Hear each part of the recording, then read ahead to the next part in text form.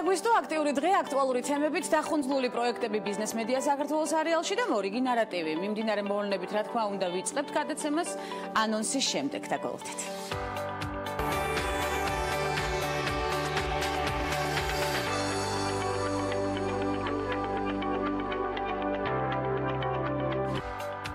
თერაპიის განვითარება საქართველოში და ამერიკის შეერთებული შტატების მეორე ლედის კარენ პენსის ინიციატივა ნარატივით 4 შაბათს. საინტერესო მიმდინარე პროექტები და სამომავლო გეგმები. დიზაინერი თეონა თავართქილაძე გემოვნებიანი ნარატივით. მუდმივი განვითარება და სიამოვნება კულინარიაში. სიყვარულით შექმნილი კერძი. შეფმზარეული ელენე კაკაბაძე 4 შაბათის გადაცემაში. სუყე და პროდუქტიული სამუშაო გამოცდილება საინტერესო ამბებით. სტუმრების ბლოგში გადაცემაში ბიას მარკეტინგის დეპარტამენტის ხელმძღვანელს თამარ ზამთარაძეს ველით. ეს ქალების ნარატივია. გვანცა ლაღიძესთან ერთად.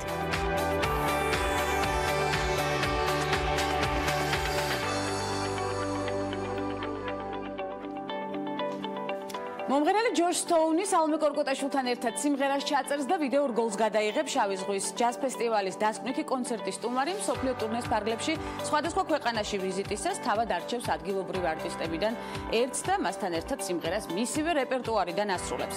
ქართველი მუსიკოსებიდან ეს პატივი წილად ხვდა ჯგუფ სალიო, რომლის ჯოშ სტოუნთან ერთობლივ ნამუშევარს მთელი მსოფლიო ნახავს და მოისმენს, ძალიან გვახარებს. ხადია ეს ფაქტი.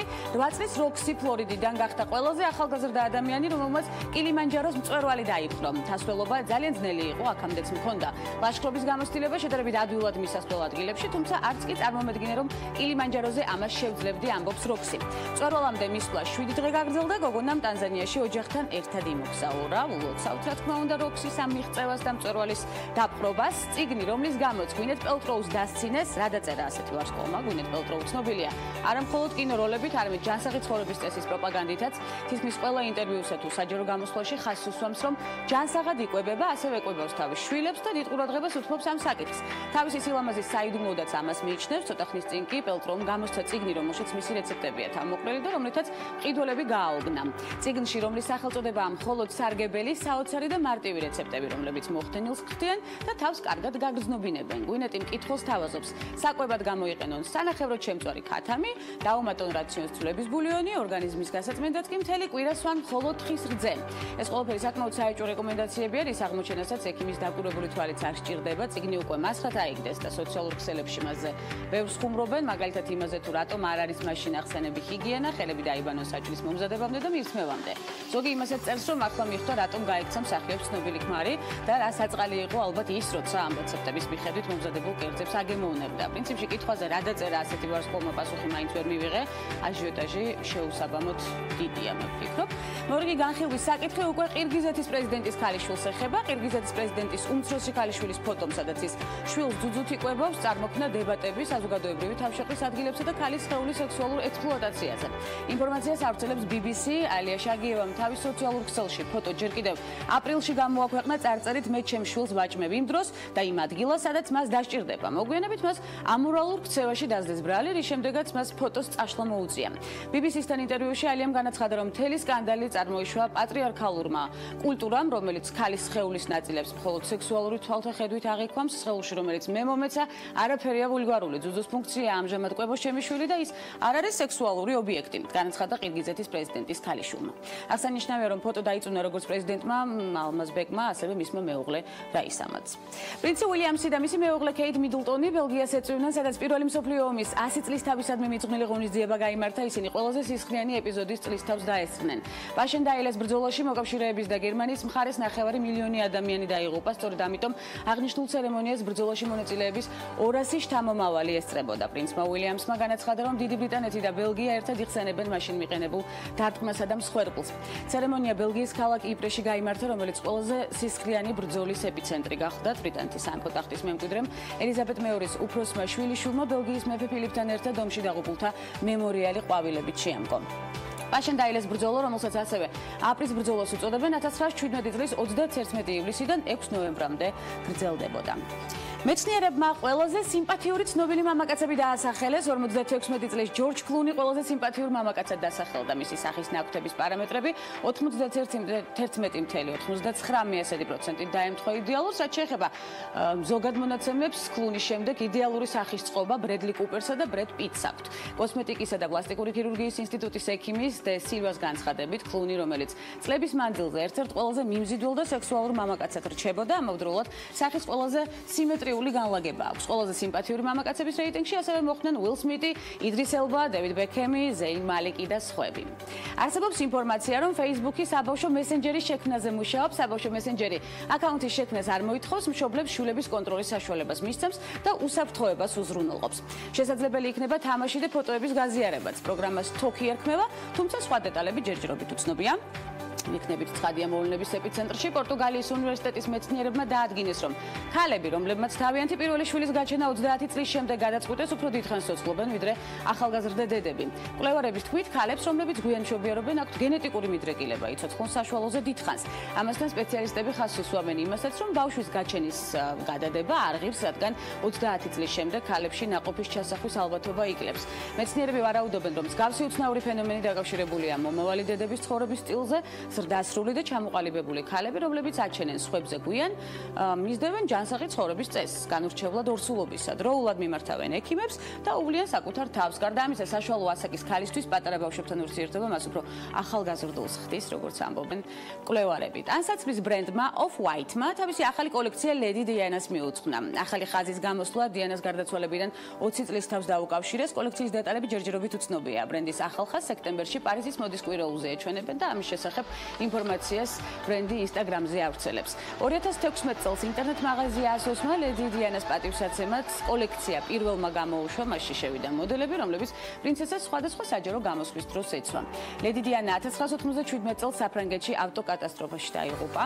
გადავინახოთ უკვე პრადას ხაზზე, პრადამ ფემინიზმის თემაზე მაისურები შეკერა. ილუსტრაციების ავტორი ამერიკელი მხატვარი რობერტ მაკგინისია, რომელიც ფილმების საუზმე ტიფანისთან ჯეიმს ბონდი აფიშების ავტორია, სხვა შორის მხატვრის შთაგონების წყარო ამჯერად ფელინის ქალების ქალაქია, მაისურები უკვე იყიდება პრადა მილანში. 1913 წელს შეიქმნა და ესეც აუცილებლად უნდა ვიცოდეთ. ასეთია მიმდინარე მოვლენები. მორიგი საინტერესო ინფორმაცია ამერიკის შეერთებული შტატების მეორე ლედის რანგში ქალბატონი კარენ პენსის ინიციატივა მხარი დაუჭიროს არტ თერაპიას მთელი მსოფლიოს მასშტაბით და სწორედ ამიტომ საქართველოში ვიზიტის ფარგლებში ფსიქოსოციალური რეაბილიტაციის ცენტრის კამარას პაციენტებს შეხვდა და ქვეყანაში არტ თერაპიის განვითარების მდგომარეობას გაეცნო. მეორე ლედის ვიზიტის დეტალები ვნახოთ მარიამ ადამიანის სიუჟეტში.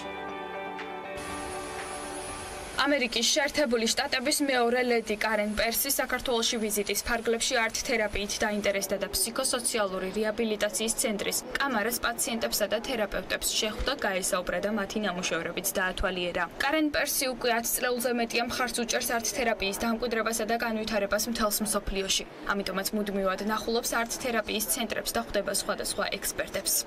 საქართველოში არტ თერაპიის განვითარების მდგომარეობა კი პენს კამარას თერაპევტებმა ნათია ფანჯიკიძემ, ნინო კომახიძემ და სალომე ფანჯიკიძემ გააცნეს. საქართველოში მე არტ თერაპიის შედეგად შექმნილი საოცარი ნამუშევრები დამხვდა. მოხარული ვარ, რომ ფსიქოსოციალური რეაბილიტაციის ცენტრი კამარა უკვე წლებია, რაც ამ მიმართულებით მუშაობს და ცდილობს ხალხს დაეხმაროს მენტალური და ემოციური კეთილდღეობის გაძლიერებასა და გაუმჯობესებაში. თავად პროგრამა არის უნიკალური, რადგან მკურნალობის მეთოდები მოიცავს ხელოვნებას, გამოხატვის თავისუფლებას, გრძნობებსა და ემოციებს. შედეგად კი უამრავ ნიჭიერ ადამიანს და ნამუშევრებს ვიღებთ. ამერიკის შეერთებული შტატების მეორე ლედი ასევე შეხვდა მხატვარ ოლესია თავაძეს, რომელიც ფერწერასა და გრაფიკაში მუშაობს და რომელსაც შექმნილი აქვს ილუსტრაციები საბავშვო და არასაბავშვო წიგნებისათვის. მას ამერიკული ლიტერატურა, განსაკუთრებით კი რობერტ ფროსტის შემოქმედება იტაცებს. ამიტომაც კარენ პერსმა თბილისის ისტორიის მუზეუმში სწორედ რობერტ ფროსტის პოემის ინსპირაციით შექმნილი ნახატების გამოფენა დაათვალიერა. ბედნიერება, როდესაც ადამიანს ესმის იმის არსი, შენ რას აკეთებ, იმიტომ რომ სულიერი განცდიდან მოდის ჩვენი დაავადებების 90 97%. თუ მეტი არა. და ძალიან ეხლა 25 წლის თავზე ქართულ-ამერიკული მეგობრობის გარდა ჩვენი სახელმწიფოებრიობის მხარდაჭერისა და სხვა რამ ისე ჩემთვის ძალიან ფასეულია, რომ ახლახანს ათასობით ადამიანის სიცოცხლე გადაარჩინეს C-ჰეპატიტის პროგრამით. ინფორმაციისათვის არტ თერაპია არის ფსიქოთერაპიის მეთოდი, რომელიც შემოქმედებით თვითგამოხატვისა და თვითკვლევის გზით ეხმარება პაციენტებს გაუმკლავდნენ მენტალურ და ემოციურ პრობლემებს, ასევე ხელს უწყობს მათ ფიზიკურ გამოჯანმრთელებასაც. ამერიკის შეერთებული შტატების მეორე ლედი კი ამ პროფესიის უპირატესობებს პირველად 2006 წელს გაეცნო, როდესაც ის აკვირდებოდა არტ თერაპიის პროგრამას ვაშინგტონში კიბოთი დაავადებული ბავშვებისათვის სახელწოდებით ტრეისის ბავშვები. ხოლო ჯამში გასული 10 წლეულის მანძილზე ქალბატონმა პენსმა საკუთარი თვალით მოინახულა და მოისმინა. თუ რა გავლენა იქონია არტ თერაპიამ იმ ადამიანებზე, რომლებმაც ისარგებლეს მკურნალობის ამ უნიკალური მეთოდით. ბორჯომის ტყის გადარჩენის პროექტი და ბევრი სასარგებლო საქმიანობა, საბანკო სექტორში მუშაობის გამოცდილება და საინტერესო ნარატივი თამარ ზამთარაძე, ბიას მარკეტინგის დეპარტამენტის ხელმძღვანელი სტუმრად გადაცემაში მოგესალმებით თამარ. უღრმესი მადლობა მოგწანებისთვის პირველ რიგში. საინტერესო პროექტები, რაც მნიშვნელოვანია, ის არის, რომ სწორედ სასარგებლო პროექტებზე ხართ ორიენტირებული, ყოველ შემთხვევაში ამ ბოლო დროს. ჩემი მიზანია. მაქსიმალურად ვადევნებთ თვალყურს, თქვენი მიზანი ძალიან გამართლებული და რაც მთავარია, შედეგიანი, ეს არის ყველაზე მთავარი. ჩემს წინზის ახლა ადამიანი, კიდევ ერთხელ განმეორდებით, რომლის სახელსაც უკავშირდება ბორჯომის ტყის გადარჩენის პროექტი. თამარ, საინტერესოა უკვე დღეს რა შედეგები გვაქვს ამ მიმართულებით? სიამოვნებით მოგიყვებით, ანუ კამპანია დავიწყეთ 2 თვის წინ დაახლოებით, ყველასათვის მნიშვნელოვანი პრობლემის მოსაგვარებლად ბორჯომის ტყის აღდგენა. გავიეთ გარკვეული კონსულტაციები და ეს პროექტი დავიწყეთ ბიას სოციალურ პასუხისმგებლობის ფარგლებში. პირადად მე რა თქმა უნდა ეს პრობლემა ძალიან მაწუხებდა. განსაკუთრებით მათ შემდეგ რაც ტერიტორია ვნახე და კადრები იყო საკმაოდ კი ბატონო, ეს კადრები მისატანი. ახლა არის ხელმისაწვდომი ჩვენი მაყურებლისთვის. დიახ, კამპანიის ფარგლებში იმისათვის, რომ პრობლემა 100%-ით მოგვეგვარებინა, 750,000 ხე იყო დასარგავი. ძალიან ამბიციური გეგმით დავიწყეთ, მაგრამ ქართველების კულტურა, რომ რაღაცა მნიშვნელოვანი გავაკეთოთ ქვეყნისათვის, გარემოსთვის, რომ ფიქრობ მივახციეთ. რამდენი ხანი დასჭირდა ამ პროექტის განხორციელებას? პროექტი დაანონსებული თავიდანვე მქონდა, რომ იყო 8 აგვისტომდე, ძალიან სიმბოლური თარიღი იყო ამ პროექტისთვის და დღეის მდგომარეობით სადღაც დარგულია ძალიან მცირე რაოდენობა. 40,000-მდე, მაგრამ თავარი ალბათ რაც ჩვენი მხრიდან არ დავაკელით, ეს იყო რომ ყველა ადამიანს მივაწოდოთ ეს ინფორმაცია და ჩავთვალეთ საჭიროდ რომ ეს ყველა ადამიანს ცოდნა და რამდენად დიდი შეიძლება მათი წვლილი ყოფილიყო. ჩართულობა როგორი იყო თავიდან? ჩართულობა საკმაოდ მაღალი იყო, ანუ კომპანიების მხრიდან ჩაერთო 170-მდე ბიზნეს კომპანია, ანუ საქართველოში გვყავს მინიმუმ 170 კომპანია, რომელიც სოციალური პასუხისმგებლობით აქტიურია. თქვენს ხელშია ეს ყველა მონაცემი? კი, ეს მონაცემი ჩვენ ხელშია და ამასთანავე ძალიან დიდი იყო თვითონ საზოგადოების მხრიდან აქტიურობა ფიზიკური პირების, სადაც 6,000-მდე ადამიანი ჩაერთო კამპანიაში და თუმცა კიდევ უფრო მეცველით თამარ ალბათ. კი, აუცილებლად მეცველით 8 აგვისტომდე ჯერ კიდევ არის დრო დარჩენილი. უბრალოდ ამ კამპანიით ჩვენ ხელი შეუწყეთ თვითონ საზოგადოების დამოკიდებულებას და გრძნობთ ამ დამოკიდებულებას ყოველდღიურ რეჟიმში. კი, ნამდვილად გაიზარდა ის პასუხისმგებლობა და საზოგადოების მხრიდან ინტერესი გარემოზე ზრუნვის. ფიქრობ, ძალიან კარგი სტარტი იყო და ფიქრობ, რომ გავაკეთე. ბავშვობიდან გქონდათ ეს ამბიცია გარემოზე ზრუნვის? კი, ბავშვობიდან მქონდა ეს დამოკიდებულება, მე ძალიან მიყვარს მცენარეები და შესაბამისად გაქვთ ეს ჰობად ქცეული მცენარეების მოვლა? ჰობად არა, უფრო პასუხისმგებლიანი მოქალაქე ვარ ვიტყვი და გარემოზე ზრუნვა. ანუ აივანზე ვერ ხვდებით თამარის აივანზე მცენარეებს, მოურილს და გალამაზებულს, რომელთანაც კონტაქტი სხვა შორის დახმარებით. არის ასეთი. მივხვდი. საკუთარი ხისთვის სახელის დარქმევა ამ წამოწყებამ რამდენად გაამართლა? დიახ, კამპანია ამ მხრივ ძალიან ინოვაციური იყო. ჩვენი ერთ-ერთი პარტნიორი იყო Tripexi ამ კამპანიაში და ტექნოლოგიურად ყველა მოქალაქე შეძლებას ვაძლევდით, რომ თავისი ხისთვის დაერქმია სახელი. დღეს რო ბორჯომის ტყეში ჩავიდეთ, შეგვხვდება ძალიან ბევრი ხე თავისი ისტორიით და სახელით. თქვენ ხეს რა ქვია? ჩემხეს საიდუმლოდ დავტოვე. ჩვენ საიდუმლოების ფარდის ახთა გვიყვარს ქალების ნარატივში. უშუალოდ დარგვის პროცესში აქტივობა იყო მაღალი, როგორც მივხვდი, თუმცა კიდევ უფრო მაღალი შეიძლება გახდეს რამდენიმე დღეში, რო აგვისტომდე დრო გვაქვს. გაგრძელდება თუ არა ეს კამპანია საინტერესოა? კამპანია 8 აგვისტომდე გაგრძელდება, მაგრამ ვფიქრობ რამოდენიმე სექტემბრის შუა რიცხვებამდე ვფიქრობ, რომ გავაგრძელოთ, იმიტომ რომ ბოლო მომენტში როგორც ქართველებს გვახასიათებს ხოლმე აქტივობამ მოიმატა. შესაბამისად, წელი სექტემბერიც ვფიქრობთ, რომ შესაძლებელია კამპანიის გაგრძელება. კარგით, გადავინაცვლოთ უკვე თქვენს პირად გამოცდილებაზე, რომელიც მსუყრია, შეიძლება თამამეთი თქვას, მინდა რომ უშუალოდ თქვენზე ვისაუბროთ, უკვე წლებია ბიაში ხართ დასაქმებული, საქართველოში რეგისტრირებული თითქმის ყველა კომპანიის მონაცემთა ბაზას მართავს ბია და არაერთ საინტერესო ინფორმაციასაც ფლობთ. ქართული კომპანიების შესახებ მოგვიყევით, რამდენად კომფორტულად გრძნობთ დღევანდელ სამუშაო ლოკაციაზე და რა არის მთავარი გამოწვევა? ძალიან კომფორტულად გრძნობ, ნამდვილად, თან ძალიან ეპიცენტრში ვართ, ესე რომ ვთქვათ, ბიზნესის, რასაც გვეს ბიას ბაზარში, როგორც თქვენ აღნიშნეთ, არის რეგისტრირებული ყველა ქართული კომპანია, აქტიური და შესაბამისად მათთან კომუნიკაცია და მათთვის კარგი პლატფორმის შექმნა ერთმანეთთან კომუნიკაციისთვის ძალიან საინტერესოა ქართულ ბიზნეს კომპანიებში რამდენი ქალია დასაქმებული და რამდენი მამაკაცი. ეს სტატისტიკა ბიაში ერთი შესული ჭეგლია დამოიღო ძალიან მარტივად და შემიძლიათ თქვენთვის ამოვიღო ეს სტატისტიკა. ძალიან გაგვახარებთ, თამარ, პირდაპირ მიყვარს დაპირებული, როგორ მიყვარს. მოგვაზრდა და მე იმედი მაქვს, რომ ძალიან პოზიტიური შედეგებიც დაგხვდება. ვფიქრობ, რომ პოზიტიური შედეგებია რამოდენიმე თვის წინ და მაინტერესად გავეცანი და 2006 წლიდან საკმაოდ მზარდი დინამიკა იყო ბიზნესში დასაქმებული ქალების. ძალიან მნიშვნელოვანია ეს ფაქტი, რომელსაც ცალკე ყურადღებას დაუთმობთ და ცალკე გადაცემას, კვლავ ველოდებით თქვენს ჩართულობას ამ მიმართულებითაც. თამარ, პირველი ნაბიჯები გავიხსენოთ საბანკო სექტორში იყო თუ არ ვცდები პირველი სამსახური? კი, ჩემი პროფესია არის კომუნიკაციები, მარკეტინგსა და საზოგადოებასთან კომუნიკაციის სპეციალისტი ვარ.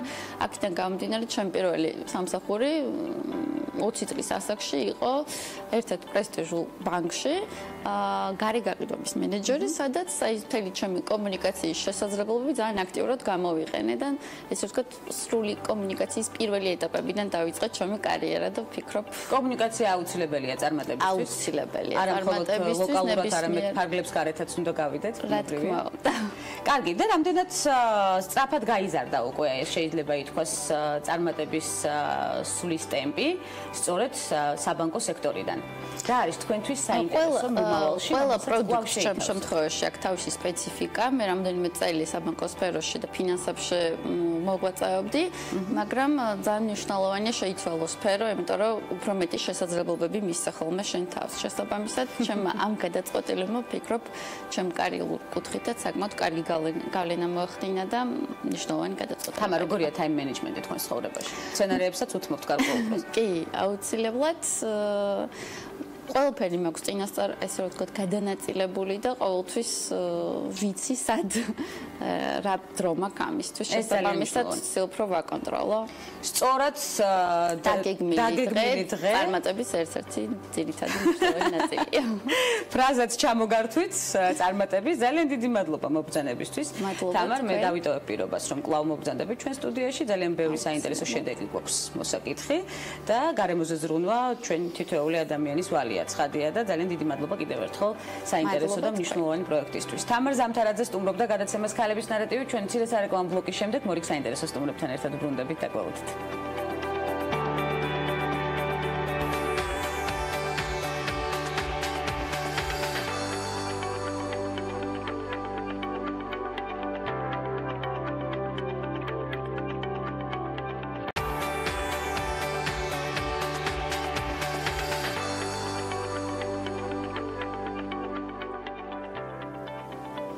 პარიზის ამერიკული სამხატვრო აკადემია პასუხისმგებლობის გრძნობა საქმეში და ბევრი წარმატებული შედეგი ქალი მუდმივად სიახლეზე და კრეატივზე ორიენტირებით, რომელიც მორიგ პროექტს და გემოვნებიან ნარატივს ამ გადაცემას შემოგთავაზებს. თეონა თავართქილაძე, დიზაინერი, სტუმრად ქალების ნარატივში. თეონა, უღრმესი მადლობა მოგწონებისთვის და კარგი სტუმარი ყავს სტუდიაში. როგორ გაიჟღინთა უკვე თქვენი დადებითი ენერგიით ჩვენი სტუდია. მადლობა მოგზანებისთვის. არაერთხელ გვისაუბრია თეონას წარმატებულ საქმიანობაზე, არა მხოლოდ თქვენთვის, არამედ ჩვენთვის წარმატებულ შედეგზე. თუმცა ძირითადად მიმდინარე პროექტებზე გვიწევს საუბარი, მინდა ერთად გადავინაცვლოთ უკვე რამდენიმე წლის წინ და პროფესიული მიზანი კარგად განვიხილოთ, რატომ დიზაინი თეონას ცხოვრებაში და როდიდან იწყება ეს? სულ ადრე მელაპარაკები, საერთოდ დაიბადა ინსპირაცია საერთოდ ამის? იმდენად დიდი ხნის წინ იყო, რომ ესე კონკრეტული რამე არ მახსოვს, თუმცა რო ვთქვი, რომ მოდელირებაზე უნდა ჩავაბარო, მამაჩემმა ვერ გაიგო და რა უნდა გამოხვიდე, მეკითხებოდა, ნუ საერთოდ ექსპერო არანაირად განვითარებული არ იყო. მაშინ ექიმი უნდა ყოფილიყო, გოგო აუცილებლად, ან იურისტის მიმართულებით უნდა წასულიყო, გახსოვთ? აი, ეგ ვარიანტი იყო ჩემ ცხოვრებაში ექიმობის, ჩემივე სურვილითაც, თუმცა აი მე უკვე დღეს ვფიქრობ, რომ აი ეს ის პროფესია, რომელშიც, ვარიანტი არ არის სისხლს რო ვხედავ, გული მიმდის, ამიტომ მე მგონი სწორედ მიმართულებით წავედი ეს პროფესია, რომელიც ავირჩიე. კი, ერთხელ ამოვიკითხე ერთ-ერთ ინტერვიუში, რომ არა დიზაინერობა, იქნებოდით მოცეკვავე, ხო? პროფესია, რომელშიც ვერ წარმოგიდგენიათ საკუთარი თავი, ეს ყოფილა ექიმის პროფესია. ექიმი, კი. ვერაფრით ვერ წარმომიდგენია ჩემი თავი და აი ეს ხელოვნებასთან მიახლოვებული სხვადასხვა პროფესიებში იქნებოდი მიოცნებია და შეიძლება მოხდეს კიდეც ეს თეონას ცხოვრებაში მომავალში. აღარ მგონია. მაგრამ რასაც ვაკეთებ, ის ძალიან მიყვარს და ძალიან ახლოს არის ჩემ ხასიათთან, ანუ სულ სიახლე, სულ რაღაცა ახალის მოფიქრება, სულ ფანტაზიების. კი, აღნიშნე კიდეც ეს საწყისში, ძალიან მახარებს სწორედ ეს თქვენი სიახლეზე ორიენტირება, ძალიან საინტერესო პროექტებზე მუშაობთ ახლა, რომელსაც აუცილებლად განვიხილავთ. პირველი წარმატებული პროექტი თუ გახსენდებათ სწორედ დიზაინის კუთხით. პირველი წარმატებული, პროექტი რას ნიშნავს ჩემ საქმეში? პროექტი ალბათ ჩვენება შეიძლება დავარქვათ. პირველი იყო ესეთი სრულყოფილი ჩვენება, რომელიც გავაკეთე პარიზში, ანუ დიპლომის დაცვის დროს.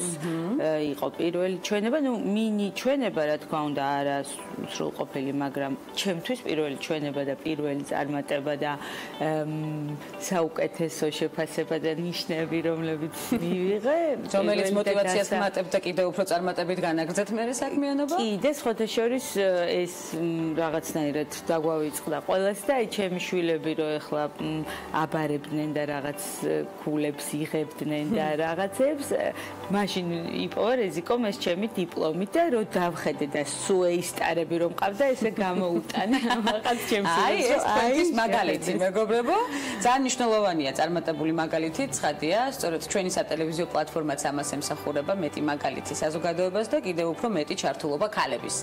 ფრაზა გამოვალი მდგომარეობა არ არსებობს. ერთ-ერთ ინტერვიუში ამოვიკითხე ასევე, რთულ სიტუაციებში იყენებთ, როგორც აღნიშნეთ, უკვე სახეზეა წარმატებული კარიერა, რამდენად ხშირად გქონიათ ბარიერი, რომლის გადალახვა სიძნელებთან იყო დაკავშირებული და მაინც ძლიერი ქალისთვის გამოვალი მდგომარეობა არ არსებობს თქვა. ეს ზოგადად ესე ვფიქრობ ნამდვილად, რომ გამოვალი მდგომარეობა არ არსებობს, რაღაც ერთი რაღაც ისა, რაც არ გვინდა საუბარი და თუ კონკრეტულად პროფესიაზე მეკითხები, აი სიმართლე რო ვთქვა, არ მახსენდება რაღაც რთული ბარიერები. რაღაცა თითქოს იმდენად ზუსტად ვიპოვე, რაც მე მაინტერესებდა და რაც ჩემ ხასიათში იჯერო, რაღაცნაირად ისე მოვერგე, რომ დიდი დაბრკოლებები ამასთან დაკავშირებით არ მქონია. მე კიდე დაუშვათ შემხვდა ადამიანი, ანუ რეზიკოს გულისხმობ, რომელსაც ხელის შეწყობის გარდა, აი საერთოდ ანუ ეს ძალიან მნიშვნელოვანია დახმარება ამ ამბავში. გავიხსენოთ საფრანგეთში სწავლის პერიოდით, რამდენად მნიშვნელოვანია საერთაშორისო განათლება და რაც ცოდნა წამოიღეთ, ასე დავარქვათ, საქართველოში რეალიზებისთვის. მე 2 წელი ვისწავლე სამხატვრო აკადემიაში თბილისში და შემდეგ წავედი და 3 წელი უკვე ვისწავლე პარიზში და იქ დავამთავრე.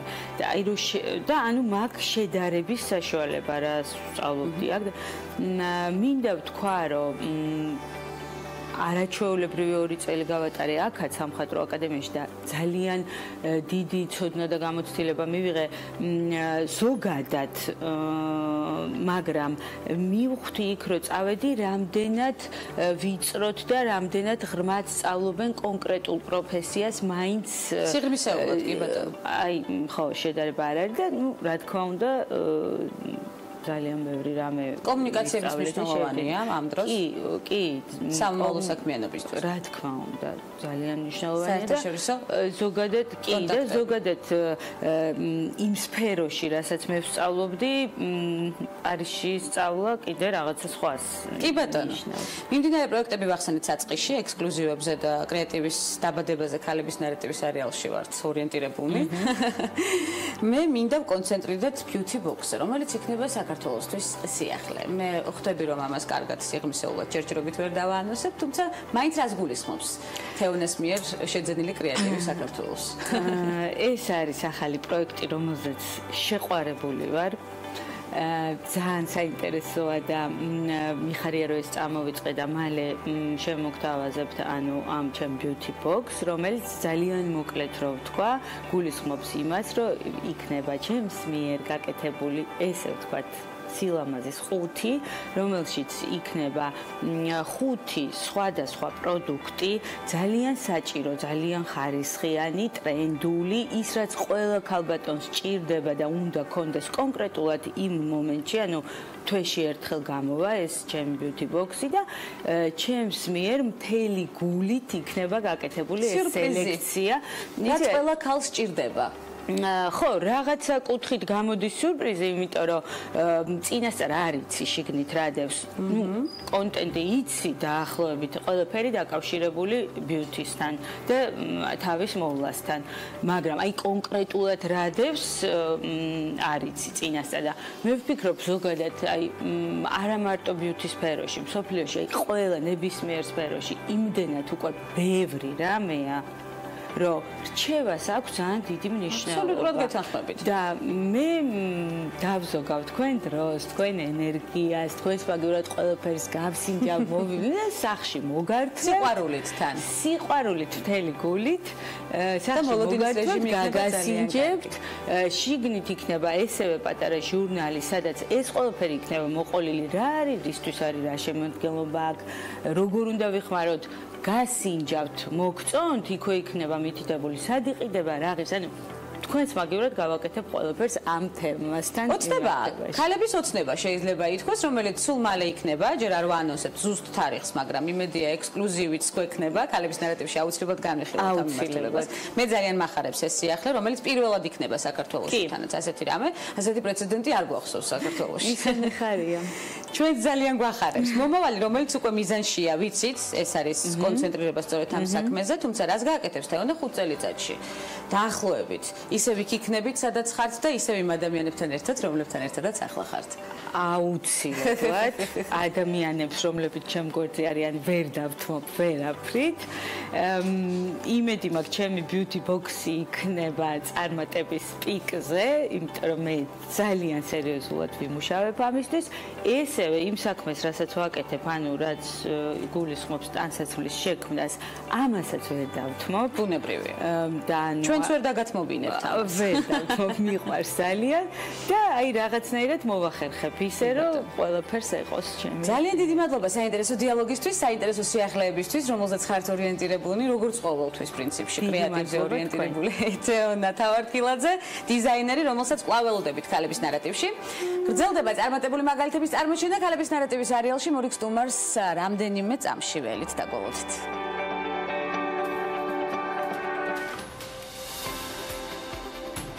დღეს ის ერთ-ერთ ყველაზე გავლენიან ინდოელ ქალბატონად ითვლება. დაბადებულმა ინდოეთში ტრადიციულ საზოგადოებაში უდიდეს წარმატებას მიაღწია ამერიკულ ბიზნესში და ერთ-ერთი უმსხვილესი კორპორაციის PepsiCo-ს ტოპ მენეჯერი გახდა. ინდრა ნუი, რომლის ქალიშვილობის გვარი კრიშნა მურტია, 1955 წლის 28 ოქტომბერს დაიბადა ინდოეთის სამხრეთ-აღმოსავლეთით ქალაქ ჩიანიში.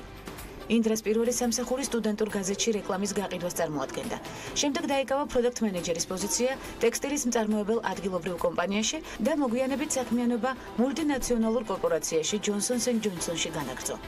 კარიერის მანძილზე ინდრა ნუის არაერთი ჯილდო და წოდება აქვს მიღებული. ის რამდენჯერმე იყო Wall Street Journal-ის 50 ყველაზე გავლენიან ქალბატონს შორის დასახელებული. ასევე ის არის მითითებული ჟურნალ Time-ში ანალოგიურ რეიტინგშიც. ჟურნალ Forbes-ის ყველაზე გავლენიანი ქალბატონების რეიტინგში კი ინდრა მე-13 პოზიციას იკავებს. კორპორაცია PepsiCo-ში აღმასრულებელი დირექტორის პოზიციაზე ინდრა ნუიმ 22.189.307 ამერიკული დოლარი გამოიმუშავა.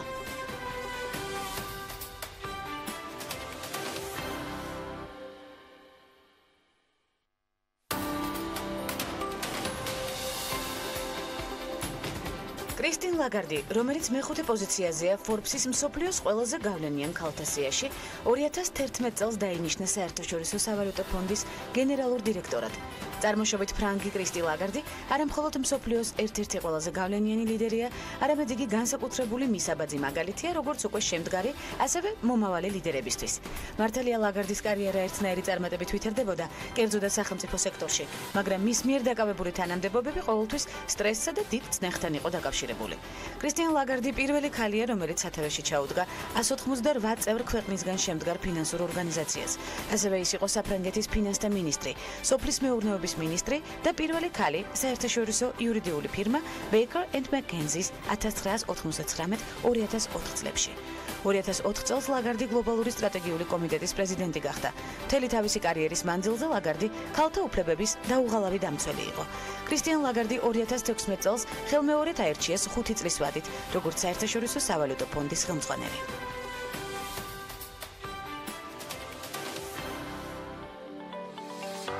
ბიზნეს ადმინისტრირება, პროფესიული არჩევანი და ახალი პროფესიის მიმართ მორიგი ინტერესი, რომელიც მნიშვნელოვან შედეგში გადაიზარდა სიყვარული საქმეში და სიამოვნებით მიღებული წარმატება. გემრიელი ნარატივისთვის შეფმზარეული ელენე კაკაბაძე ემზადება. მოგესალმებით, ელენე. დიდი მადლობა მოგზანებისთვის. მადლობა თქვენ. ასეთი აქტიური და ასეთი პოზიტიური შეფმზარეული აუცილებლად გადასცემს კერძიდან ამ პოზიტივს უკვე მომხმარებელს. რა თქმა უნდა. მე ვიცი, რომ ამას ძალიან დიდი მნიშვნელობა აქვს. კი, ეს არის ერთ-ერთი მნიშვნელოვანი ჩემი აზრით. კარგ განწყობაზე უნდა იყო, როდესაც ამზადებ კერძს. სულ კარგ განწყობაზე უნდა ხო, არა მხოლოდ როდესაც კერძს ამზადებ. გეთახვები აბსოლუტურად როგორც წესი.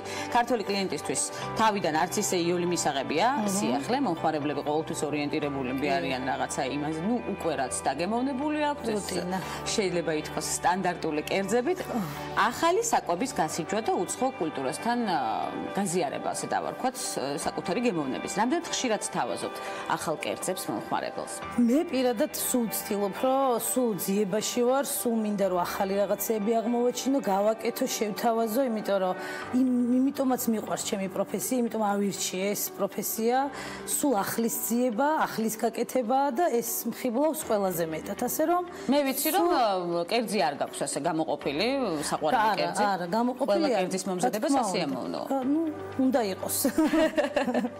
თუმცა მაინც გამორჩეული და შეიძლება ითქვას ესეთი შენთვის საყვარელი კერძი, რომელიც თავადვე დაგიგემოვნებია და აღფრთოვანებულ ხარ. არა, ასე ვერ ვიტყვი. ყველა კერძი ერთადერთ საყვარელია. აი, ასეთი სიყვარულით აკეთებს ელენე კერძს. ქართული სამზარეულოს კონტრასტი რამდენად დიდია ევროპულთან? დიდი კონტრასტია, რა თქმა უნდა. ჩვენ უფრო ძიმე გემოები გვაქვს, სუნელები და ასე შემდეგ, რომელიც მე ჩემთვის არის ფენომენალური, ძალიან მაგარი. და ყველაზე მეტად მე ჩვენი სამზარეულო მიყვარს. არ შეიძლება რომ სხვანაირად იყოს, რა თქმა უნდა. კონტრასტი დიდია და ამიტომ დიდი დაინტერესებაც არის ქართულ ნამდვილად ასეა და ძალიან ბევრი უცხოელი სწორედ სამზარეულოს გამოყოფს ხშირად. აღფრთოვანებულები არიან, გააჩნია როგორ შევთავაზებთ ჩვენ ამ ყველაფერს, როგორც მათ სხვანაირი კულტურა აქვთ ჩვენ, სხვანაირი რა თქმა უნდა, აქედან გამომდინარე, ჩვენზე არის ეს მზარეულებზეა დამოკიდებული, როგორ კარგად და სწორად შევთავაზებთ და შეუფუთავთ იმ გემოებს, რომლებიც ესე მოთხოვნადია. ხო, რა თქმა უნდა. ამბობენ რომ ქართული სამზარეულო გაიყინა, ასეთიც არსებობს, აღარ ვითარდება და ამას ხშირად ქართულ შეიძლება ითქვას კონსერვატულობას აბრალებენ. არის თუ არა ეს პრობლემა თქვენი გადმოსახედიდან? არა, მე არ ვფიქრობ რომ გაიყინა, პირიქით ვითარდება, არსებობენ ბევრი მზარეული არის, რომელიც ამ ქართულს აკეთებს, ანვითარებს, მრავალფეროვნება, ყველაფერი არ ვფიქრობ რომ გაიყინა, უბრალოდ უფრო მეტად უნდა იყოს მზარეული, უფრო მეტი მზარეული უნდა იყოს იმით დაკავებული, რომ ეს ჩვენი ქართული კულტურა და ქართული კერძები გავათანამედროვოთ და შევთავაზოთ და შევუფუთავოთ. ახლა აქტიურად იღმება აქეთკენ ნაბიჯები, ვერ დავეთანხმები ამ ხარია და მეც შემაც გვერდზე ვარ. ნამდვილად, აქტიურად და წარმატებით. სტანდარტული რეცეპტებითაც ხელმძღვანელობთ? რა თქმა უნდა, ხელმძღვანელობ სტანდარტულით. ესეც ძიებაში ვარ, ვეძებ. პრეტენზიულ მომხმარებელს როგორ აღიქვამთ? საინტერესოა მათთან ურთიერთობა? ნუ, უნდა იყოს აუცილებლად პრეტენზიული მომხმარებელი, რო არ იყოს სხვანაირად არ განვითარდები და ბევრი რაღაც არის ამაში. უნდა იყოს აუცილებელი. პირველი ფრაზა, რასაც პრეტენზიულ მომხმარებელს ეუბნებით. მე ახლავე ყველაფერი. თქვენ არ გაქვთ კონტაქტი. ჩვენ არ გვაქვს მათთან კონტაქტი. ძირითადად რას ითხოვენ? ძირითადი მოთხოვნა რა კერძებზეა? ესე ხა კონკრეტულად რაღაცაზე რო იყოს, არა, სეზარია მაგალითად კონკრეტულად არ მინდა საუბარი ძალიან. ამიტომ არის განსაკუთრებული მოთხოვნა აბსოლუტურად. მე მინდა რომ უთხრა რომ ხალხს ყველას არ უფრო მეტი კარგი სალათი, წვნიანი, ძირითადი, უფრო ბევრი კარგი და გემრიელი რაღაც არსებობს და მე არ უნდა აყვე რაღაც ფეხის ხმას მაგალითად. მართალია? მე არასდროს არ ინდივიდუალური გემოვნება უნდა წამოვწიოთ წინ. ეს არის გურმანი თუ ხარ, მაშინ იგებ და ირჩევ ყოველთვის განსხვავებულს და მინდა რომ ბევრი გურმანი გყავდეს და ყველა გურმანი იყოს. ელენე, რეცეპტის აღდგენა გიცდია? კი. იცი რა არის? სულ ხო ვიძიებ მაქვს ძიების პროცესი. სულ მინდა რაღაცა აღმოვაჩინო ძველი, რაც არის ბაებიების, ბაბუების, წინაპრების ასე რომ. კი ბატონო. და ამას მე ჩემი რაღაც კუთხით და რაღაცებით ვაკეთებ, ვაღდგენ და ვცდილობ ისე მივაწოდო მომხმარებელს, ის კმაყოფილი დარჩეს და მეც ბედნიერი ვიყო. ბიზნეს ადმინისტრირების არჩევანი იყო პირველი პროფესიული არჩევანი, რომლის სინთეზი უნდა მოხდეს უკვე ახლანდელ პროფესიასთან, საკუთარ სარესტორნო ქსელზე ხომ არ გიფიქრია? რა თქმა უნდა, ის ხო ყველა მზარეულის ოცნება. და როდის ვიხილავთ ელენე კაკაბაძის რესტორანს? მაგრამ ვფიქრობ, რომ ალბათ მალე. მეც ძალიან დიდი იმედი მაქვს ამის. მაინც როგორ არის საინტერესოა ეს განლაგება, როდესაც მზარეული ხარ და ქსიამოვნებს ბუნებრივია კერძის მომზადება. ზოგისთვის ეს რუტინასთან ასოცირდება, იშვიათად, მაგრამ მაინც ძირთადად ყველა ქალს და მამაკაცს განსაკუთრებით მოსწონს სამზარეულოში. ეს ერთგვარი სტერეოტიპის დამსხვრევაა, რომელიც კი მამაკაცების მხრიდან ხდება და იმასაც ამბობენ გავრცელებული ინფორმაცია, რომ მამაკაცის მიერ მომზადებული კერძი. სხვა. თუმცა თანაბარია ბუნებრივია ქალი და კაცი, მაგრამ კარგია, როდესაც კაცი სტრიალებს სამზარეულოში. რა თქმა უნდა, ძალიან კარგია. ძალიან საინტერესოა თქვენ თუ იღებთ სიამოვნებას, ისეც რომ შემდეგ განტვირთვა აღარ გჭირდებათ სამზარეულოში. რა თქმა უნდა, მე ჯერ სულ მუშაობის პროცესში ვარ, სულ მუშაობ. თუ ფიზიკურად არ მუშაობ, გონებრივად მაინც მუშაობ, ფიქრობ, რაღაც ახალს ვიგონებ, ვეძებ, ვკითხულობ. ეს ყველაფერი სიამოვნებას რომ არ მანიჭებდეს, ამდენი მithumetes ესეთი კონტრასტული გადასვლა ჩემი პროფესიიდან ამ პროფესიაზე არ მოხდებოდა. იმდენად მაინტერესებს, იმდენად მსიამოვნებს და მინდა რომ სულ ეს ვაკეთო, ეს არის ჩემი პროფესია, რაც არ ვიცი. ძალიან მადის აღმძვრელი ნარატივი გქონდა ელენე კაკაბაძესთან. დიდი მადლობა მომზადებისთვის, ამ პოზიტივის გამოსხივებისთვის, რომელიც შევიგრძენით და მთელი დღე გაგვყვება, დარწმუნებული ვარ. მადლობა და გავაგრძელებთ აუცილებლად სარესტორნო ქსელზე საუბარს. მე ამას ველოდები უახლოეს მომავალში და ასეთ ყვილად არ ვისვრი ხოლმე სიტყვებს ქალების ტერასში. რაც მithქვამს, ყველაფერი ასრულებულა. ელენე კაკაბაძე, არაჩვეულებრივი შეფმზარეული სტუმრობდა გადაცემას ქალების ნარატივი.